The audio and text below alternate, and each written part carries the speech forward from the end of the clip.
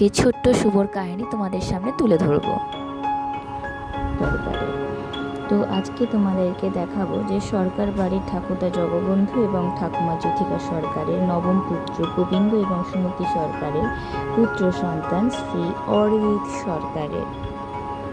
তো নদিয়া জেলার শান্তিপুরে বড় হয়ে ওঠা, সেই ছোট্টবেলা থেকে দুষ্টুমির সাথে বেড়ে ওঠা অরিজিৎ, যাকে মা বাবা শুভ নামে ডাকত, তার সবটুকু তোমাদের সামনে দেখাবো। আশা করি তোমাদের খুব ভালো লাগবে। তো দেখতেই পেয়েছো ছোটবেলা থেকে শান্তিপুরে বড় হয়ে ওঠা অরিজিতের কাহিনীগুলো, তার বদমাশি দুষ্টুমিগুলো। তো ছোট্টবেলা থেকে খেলা খেলতে খেলতে ছোট্ট বোনও হাজির হয়ে যায় তার সাথে, দুষ্টুমির সাথে সাথে।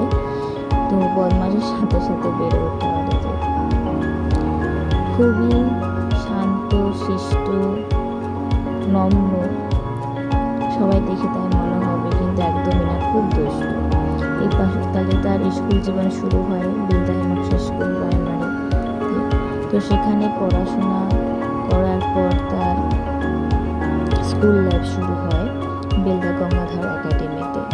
তো তার স্কুলের পঞ্চম থেকে তার একদম দ্বাদশ ক্লাস কমপ্লিট করে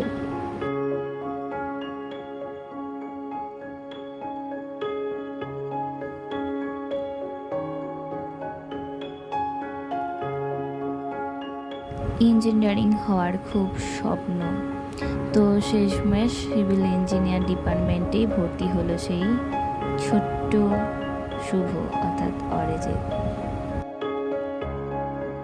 এরপর IRS WPM কলেজে ইঞ্জিনিয়ারিং কমপ্লিট করে department of civil engineering, bachelor degree complete করে।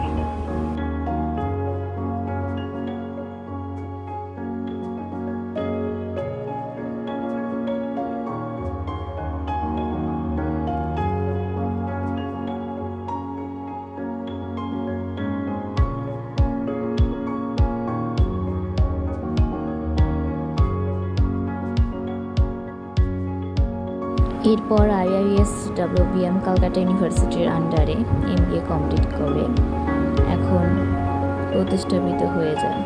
তো শেষমেশ এই হচ্ছে অরিজিতের লাইফ স্টোরি, এবং তারপর বোনের বিয়ে হয়ে যাওয়ার পর সেই মুহূর্তগুলো সবটাই তুলে ধরবো, এবং স্টিল নাও আমাদের এনজয় এবং